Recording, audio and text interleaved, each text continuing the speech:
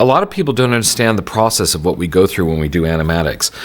Traditionally, people have used storyboards for years to be able to illuminate a sequence, and they've always been great tools for people to actually understand what was going on, what you had to build. A fantastic tool for everybody in production because you could actually start to break down a sequence. So what we've been doing for a number of years now is creating these little animatics, which basically impart the action, the pace, and the angle, and the actual story of the shot that George wants to use to be able to make a movie. I remember the day that I had first shown a pod race shot with 2 engines and a cockpit behind it, racing through the desert at camera. I remember the first day I showed that to Rick and George, and Rick gave me a high five. They were like, "Oh, this is going to work."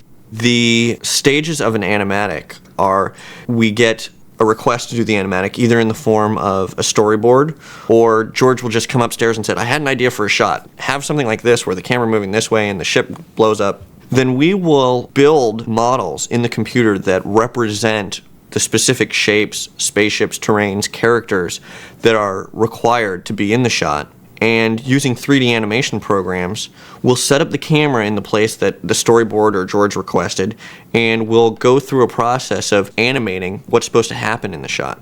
All it is a very cost-efficient way for an animator, an editor, and a director to make a little movie, to make a sequence. But it's a very powerful tool for people, and it is especially great for us to be able to show actors and the crew what it is we're trying to get out of a day's work. Because, often you can enter a blue screen world and stay there for 2 or 3 weeks, and people forget what's around them and what they're actually trying to achieve. So we find it a really valuable tool to be able to express ourselves and also to express what we're doing to other people.